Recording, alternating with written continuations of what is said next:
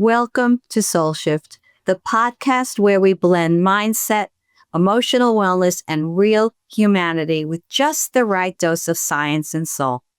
I'm Mindy Gorman-Plutzer, joined by my amazing co-hosts, Allie Anderson and Christine Morgenstern Shin.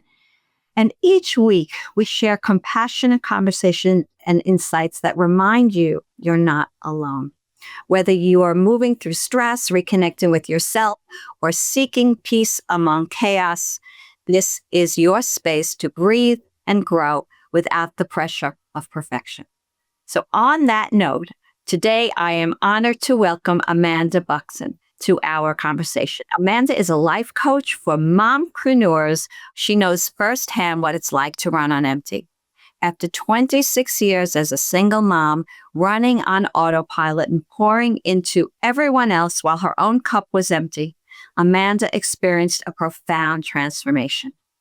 Following 30 plus years in the corporate world, she lost her job right before her wedding, and what felt like a devastating setback became a powerful turning point that inspired her to step into her calling.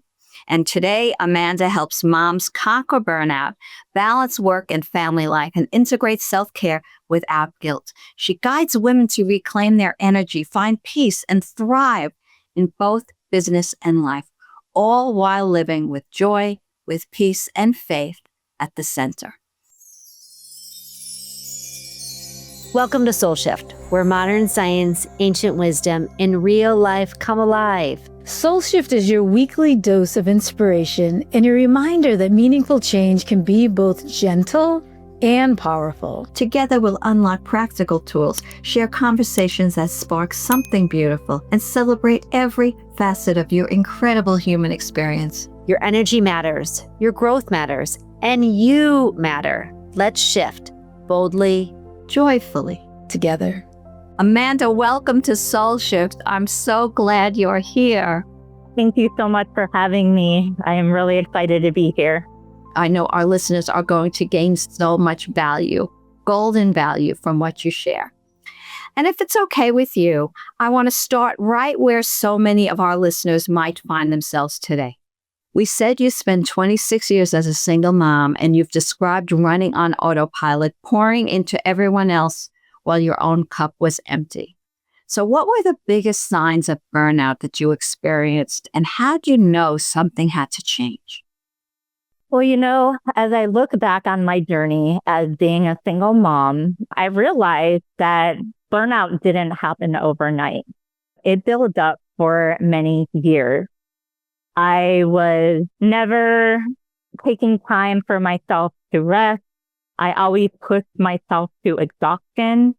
And I really felt like if I wasn't able to do it all, that I was falling behind. So I would already wake up exhausted before the day began. My mind was spinning on what do my kids need? What am I going to have to do today with my checklist? What deadlines do I have? What didn't I do yesterday that I need to do? And then the irritability came where I was snapping at my kids over little things. And then I was feeling so guilty about it afterwards. And I was having brain fog. I had body ache. And even the simplest things to remember, I was forgetting. And I just knew I couldn't keep on running on empty like this anymore. What changed for me was one night when I looked at my kids and I said, my kids don't need a perfect mom. They need a healthy, a present, and a peaceful one. And that's when I started to change. And I started with small changes because I couldn't start with big changes overnight. And I started to wake up earlier for quiet time before my day began. I started to journal. I started to practice gratitude. And I started to take short walks just to reset. started scheduling small breaks to recharge. And just with those small changes became big shifts in my life. I became more calm. I had more joy, and I had more peace in my life. Yeah. Oh, thank you for being so honest. What you described about how you felt to bring you to this realization, those behaviors have been so normalized in today's culture, especially for women in the corporate world. And it had to be very emotionally charged for you to look at your children and realize that you owed them as much as you owed yourself to change. So thank you for sharing that. And then you lost your job. Yes. So right before my wedding, it was around a month where I lost my job in the corporate world. And, when you're focused on your wedding and you've got the stress and you got everything going on, I was like, oh my gosh, I don't need this right now. Like, this is a lot to handle and, to focus on. So I'll be honest, I panicked and I felt like my world was spinning out of control. But then I told myself, focus on this moment.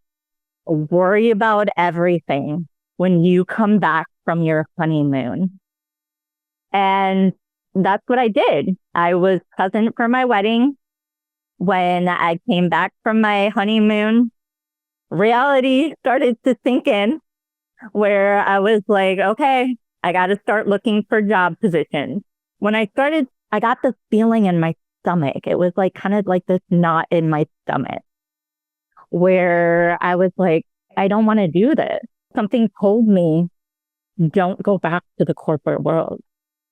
I was so scared because I didn't know anything different. For 30 some years being in the corporate world, I'm like, how am I going to find anything different? Like, where do I even begin? And then I started having these visions of, helping mom, we're like me with burnout and exhaustion and trying to do it all. And I couldn't fight it. It was every day I would wake up to it and I would just, see the vision and things were surrounding me. And I was just like, how am I going to do this? So I started to do research and I started to watch YouTube videos. And then I started praying a lot. I started to invest in coaches. And then I joined mastermind groups. I wanted to be an entrepreneur and I felt like this was my passion. This was my true purpose. And so even though I felt like it was a setback, it really turned out to be a blessing in disguise because it was the push that I needed to pursue what had been on my heart for so many years to help moms conquer burnout, balance business and family life, and integrate self-care without guilt, to thrive in both business and life without running themselves into the ground. And what I learned is that sometimes God takes away something which we feel so comfortable and so safe in to pursue what is our true calling. And I feel like this is what my journey is. Amanda, what a powerful reframe that is. And it truly is like an absolute shift you had to make, right? You had to go from setback to breakthrough. And I think that's incredibly powerful. You were able to walk through that with such grace. And I know that it wasn't always easy. And one of the biggest barriers I see with the women that I work with is this belief that if we take time for self-care, it's selfish. And especially for the moms who feel like everyone else's needs should come first. And the women out there, I mean, it's just sort of a belief that we're taught from when we're young. Everyone else's needs should come first. So I want to ask you, what was the internal journey like when you shifted your mindset from self-care being an essential component instead of being selfish? This one hits deep for me just because I lived it for so many years. And I believed that self-care was selfish. I believed that self-care was earned. I believed that, when my kids were happy, when my house was clean, when my to-do list, when I checked off everything, then I can rest. Then I can have a moment for myself. But that moment rarely happened because it was either somebody needed me or, something that I got distracted with. So I had to really shift my mindset of wanting to know that if I want to show up, not just the best for me, but, best for my kids and for my loved ones, then I can't keep pouring from an empty cup. And that's when I realized I wanted to show up as the best version of myself. I wanted to show up as the best business owner and just thrive and, both business and motherhood. I love that reframe that it's not just about permission. It's about what you said, recognizing that you can't pour from an empty cup. And so if I got practical for a moment, and for every mom, including myself and all the mompreneurs out there who are listening to our podcast, and they're juggling business calls, and they're juggling sports schedules, and they're juggling making healthy dinners, and they're juggling bedtime routines, and all the things that we have going on throughout our day. Can you give us one or two practical tools that we can implement today to start to feel a little bit more balanced? Let's be honest, as moms, we juggle so much, we wear so many hats, and we just believe that we don't have time for ourselves. We're just like, I would love to do that, but I can't. And I'm here to let you know that self-care doesn't have to be spas and getting your nails done and getting massages and, all those kind of things. It's just implementing 5 to 10 minutes daily for yourself. Practicing gratitude, breathing is huge. Like I said, taking short walks to just reset. And the tool that I really love that has been a game changer for myself is what I call the 15-minute reset. And what that means, you step away from completely everything. And when I say completely everything, I mean you go in your car, in your bedroom, in your backyard, you take a walk around the block, whatever it is. And you set that timer for yourself for just 15 minutes. And it's not to be productive. It's to, just really reset your mind. And it can be anything from stretching to meditating to sitting there quietly to having a peace of moment. And those moments just are so crucial for mentally, emotionally, and physically. Amanda, I love that 15-minute reset. I'm going to use that for myself, and I'm going to share that with my friends and clients as well. So thank you. I appreciate that. And with my daughter as well. I think all women could get that message. So thank you. Yes, we can never have enough time of it. Just taking that little bit of time for yourself and then just giving yourself permission. Just tell yourself, it's okay if I take a break. I deserve this. I deserve this. I like that. I love that everything you're sharing with us is really accessible. It's small but powerful types of ideas because everyone has 15 minutes, whether they think they do or not. And everyone can breathe and everyone can write down on a piece of paper. It doesn't have to be a fancy gratitude journal, right? That they can go within. And I think that's really important because a lot of women, and I don't know if you get the same, but they come and they think they have to change everything at once, like this big, huge overhaul. And I've actually found that if you do little tiny steps, just simple steps like you're sharing, they can get to where they want to go much quicker. Now, tell me if this is true with your clients. A lot of women feel, especially empty nesters, right? Or on the verge of being empty nesters, I missed out. Like I cannot do this there's so much of my life I dedicated to everyone else. How can I start giving back to myself and even find the time? Like, where do I even start? So what advice do you have for moms that feel like they miss their window for creating change? Like, do you feel they get to a certain age and it's too late, or what do you believe? First of all, it's never too late.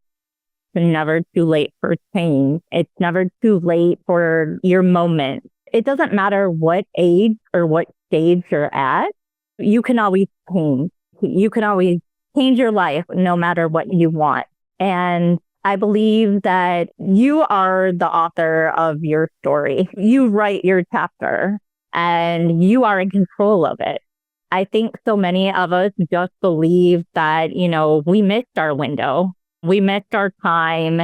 For example, for me, my transformation didn't start until I became older in my years and raising my kids and decades of me working in the corporate world. And yeah, change was very scary. I'm not going to lie, at first. But what I've realized is that growth doesn't happen staying in your comfort zone. And if something really has your dreams or your desires or something that you've been wanting to pursue, don't wait. Don't wait for tomorrow. Start today. Start messy.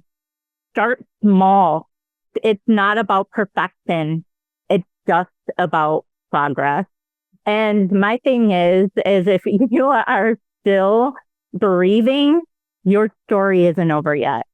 I love that. And I love that you're encouraging moms and women to start at any age, because sometimes it takes us longer than others, right? And I don't think it's a race. I think you're exactly where you need to be at that moment in time.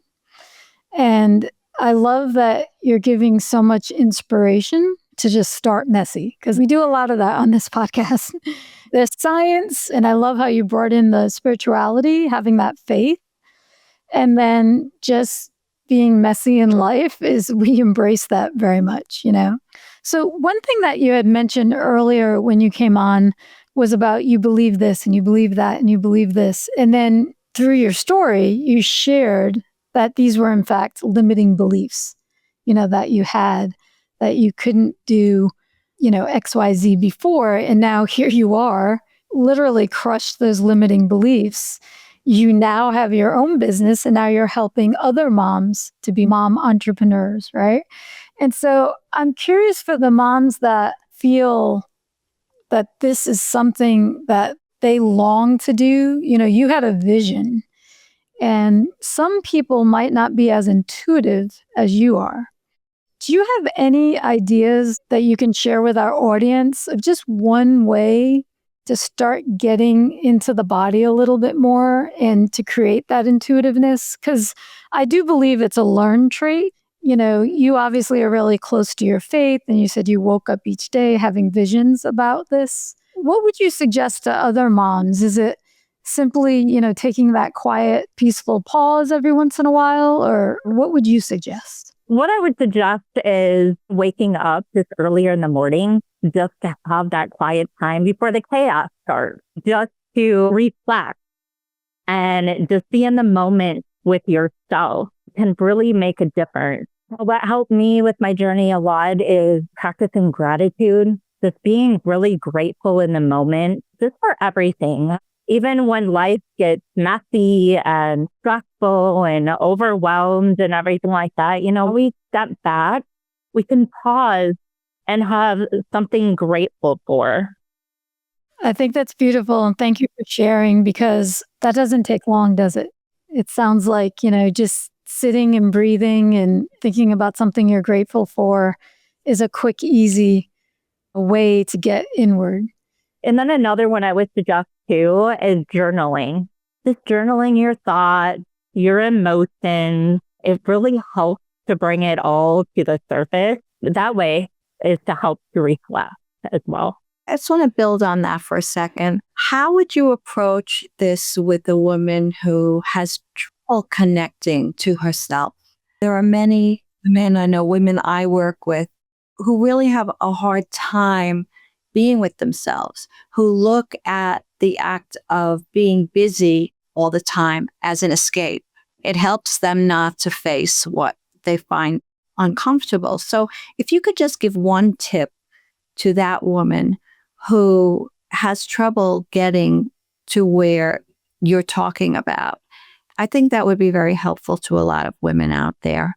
Well, first of all, I would just want to let that person know that you're not alone. You're not alone in this journey. And to surround yourself, with community helps a lot. Other moms who have gone through similar things with their journey. Keep on reminding yourself that self-care isn't selfish. It's essential. And like what I like to call it is it's a lifeline. It's literally a lifeline. You don't realize how much you need it until it really starts to physically, emotionally affect you with your health. What I tell my moms now is look at yourself in a couple of years. Where do you want to be? Because if you keep going down this path where you're running on empty, this could happen to you. And we don't like to look at it that way, but it really can affect you. So there's a lot of also unlearning that has to happen in order to start to become the change you want to see. Yes, definitely. Thank you for that. Amanda, how does a mom who's been going on autopilot for so long start to become aware that she even needs to make this shift, or that this shift would help her family, would help her relationships? I think awareness is so important, but sometimes the awareness is the hardest part of it all. Yes, I do believe in that because it is harder when you've been on autopilot and you've been stuck for so long because you're in survival mode. Sometimes you don't even know that you're burned out. What I would say, just to make sure that you are checking in with yourself, ask those questions to yourself. How am I feeling today? Am I running on empty? What do I need to leave behind? What is draining me? And just recognizing the signs. Are you overwhelmed? Are you exhausted? Are you waking up already exhausted? Are you snapping at your kids? Are you having the brain fog? Are the simplest tasks becoming overwhelming to you? And then realizing you're not having bad days. That is something that definitely needs to change. It's beautiful. Yeah, really, really is. Amanda, this conversation has been such a beautiful gift, as I knew it would be, not just for me. I know for every mom that's listening who's been running on empty and wondering if things can be different. So before we close, please tell our listeners where they can find you and learn more about your work. Yes, of course. Well, thank you so much for having me first. You can find me on Facebook and Instagram. On Facebook, under Amanda Buckson. On Instagram, I'm amakeumber3. And I would love to keep doing this journey with you. If you're ready to break that burnout, I would love to walk this journey with you. It's great. Thank you so much for sharing. And all your information will be in the show notes that accompany this episode. So I just want to say to everyone listening, if you've heard yourself in Amanda's story today, we all want you to know that it's not too late. You haven't missed your window. Awareness is the first step. You've already taken that first step by being here with us today, by listening, by allowing yourself to consider that there might be another way. So you're going to give yourself permission to turn the page on your story and start rewriting what will be your happily ever after. And remember, self-care is not selfish. It's an oxygen mask that you have to put on first so you can show up fully for everyone you love. And here's the beautiful truth Amanda reminded us today.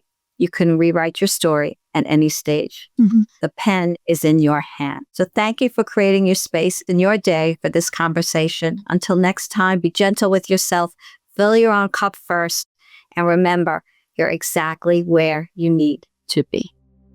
Thank you for sharing this sacred time today. We hope something in this conversation touched your heart and offered nourishment for your soul's journey. Remember, transformation is most effortless when it happens one tender shift at a time. Until next week, we invite you to carry one insight from today into your life. Not as a task. Think of it as a superpower to yourself. If something resonated, we'd love to hear from you. If you're joining us on YouTube, feel free to leave us a comment below. Your words ripple outward, offering connection and comfort to others walking this path beside you. If SoulShift feels like home, please subscribe and consider leaving us a review. Your support will help us reach more hearts that need to hear they're not alone. We're holding you in love, so know you're not alone. Your journey matters. May your heart be filled, And may your path be filled with grace.